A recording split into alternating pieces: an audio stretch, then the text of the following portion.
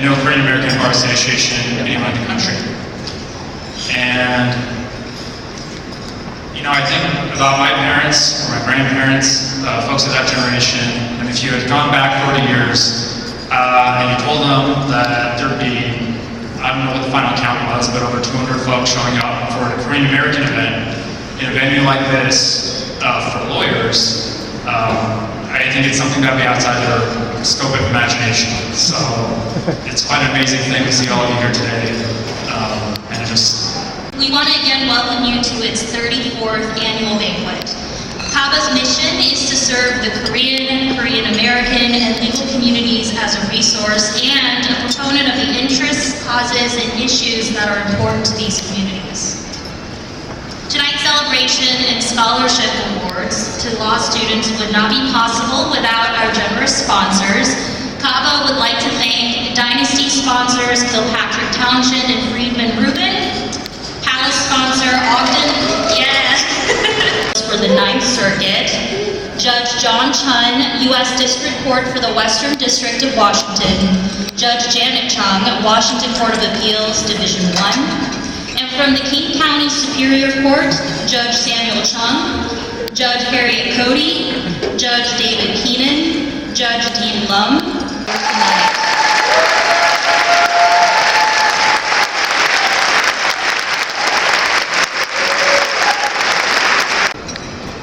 However, of course, this is not a one-person show.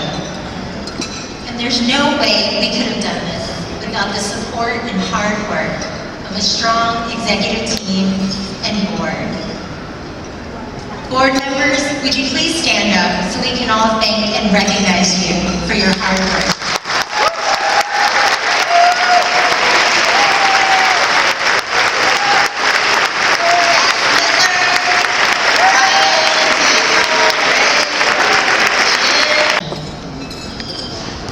But most memorable for me was collaborating with Sister KABAs on the national level and hosting the first National KABA reception during the KABA convention.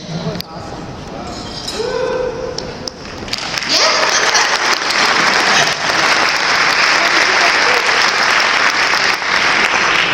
But looking at all these pictures, you're probably thinking, KABA Washington, you guys sure like to just hang out, eat good food, and Samuel Chung realized that there was a need for an association and for a group of attorneys to serve as the voice of our community. And so afterwards, he connected with KABA SoCal and then leader Angela O. And look at this picture of Judge Chung back in the day.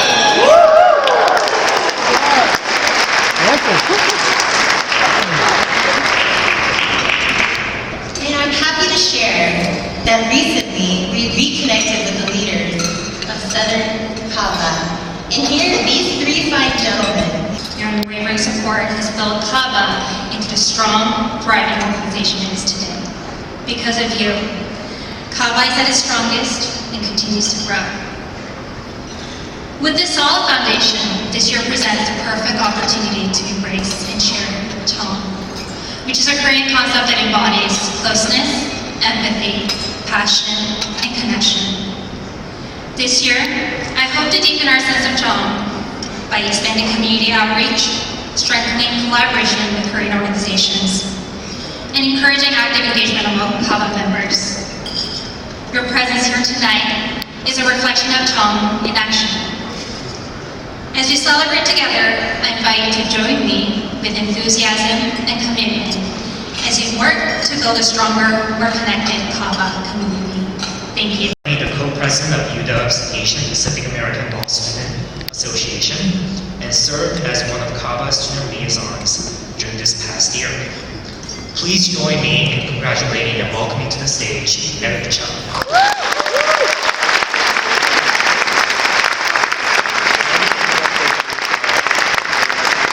With a strong interest in tax and technology law, please join me in congratulating and welcoming to the stage Stella Moon.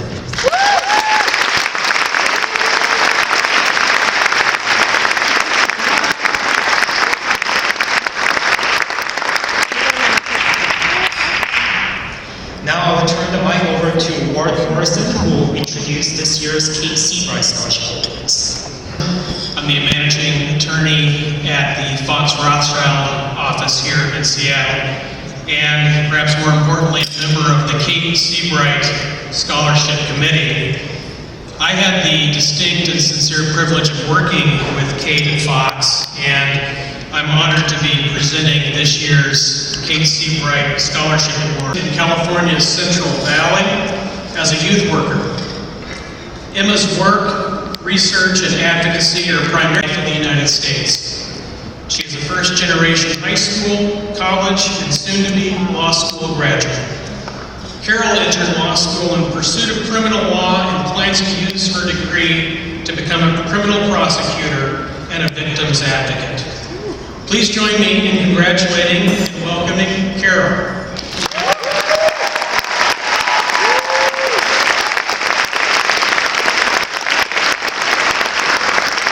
David aims to honor Kate's legacy by contributing to the Korean legal community and using his legal skills to support those in need. Please join me in congratulating and welcoming David Song.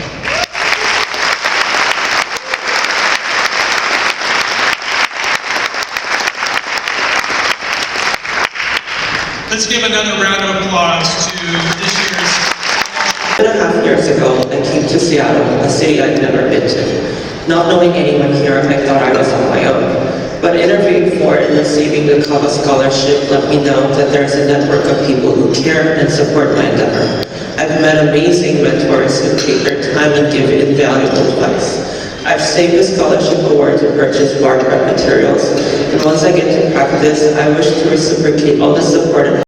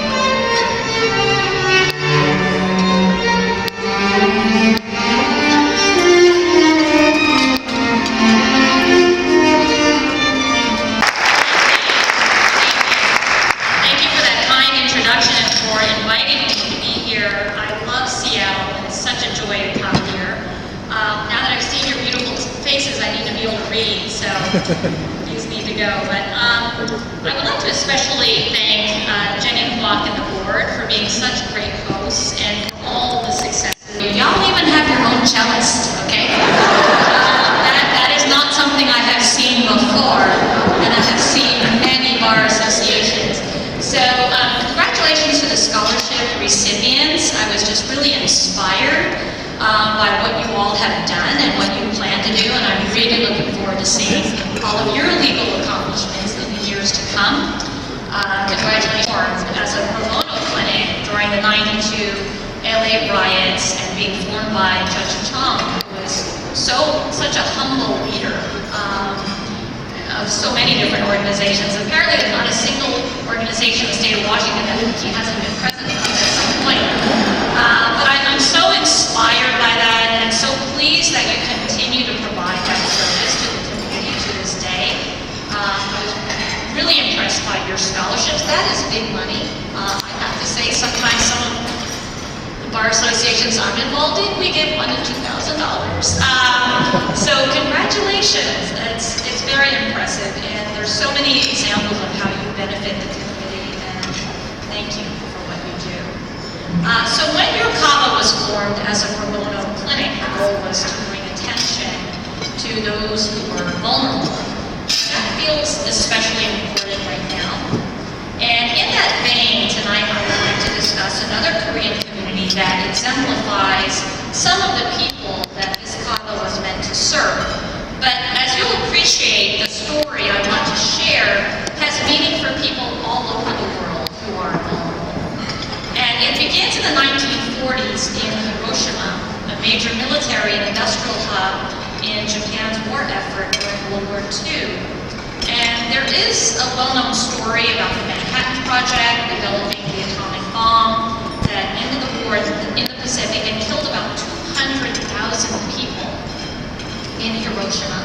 And that project even had an outpost here in Washington State, Hanford.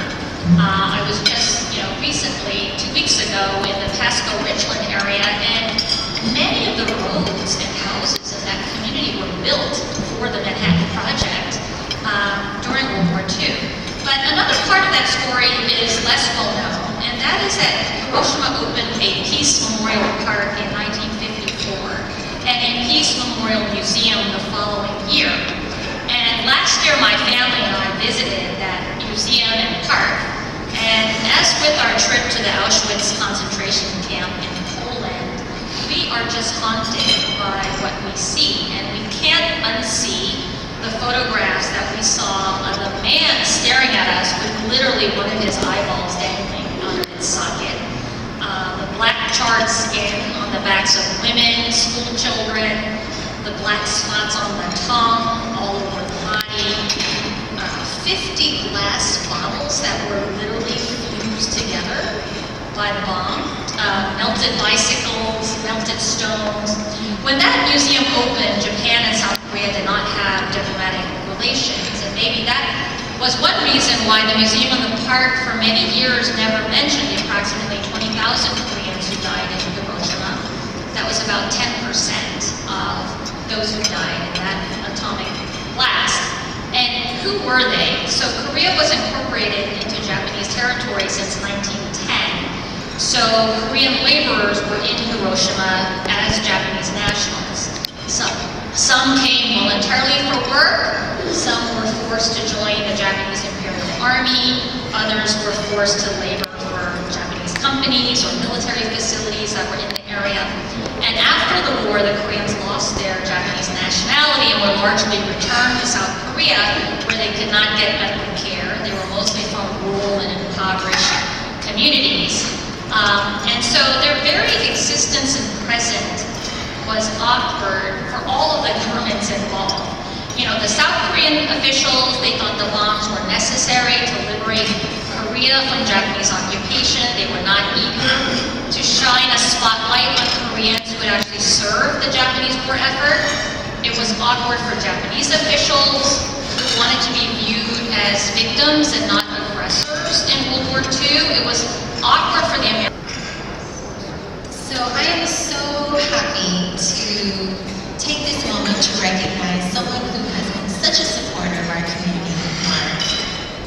I met Mark when I was a legal intern at Banquet, and I called him the best boss ever, even though he called me the world's second best intern. I still want to know who the first one is. That's okay. And of course, Daria, Jesse, Roger, Cindy, partners at Kilpatrick Townsend, you guys are now the best boss ever. But Mark supported me in so many tangible ways, such as writing my letter of recommendation for the KABA scholarship and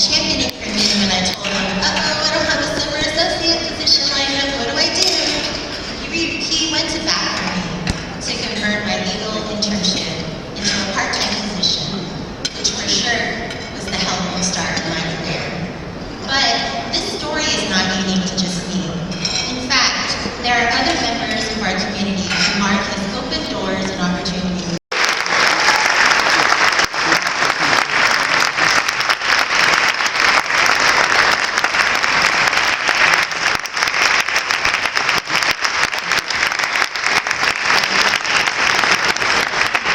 Thank you, Jenny, and thanks to KABA for this very nice honor.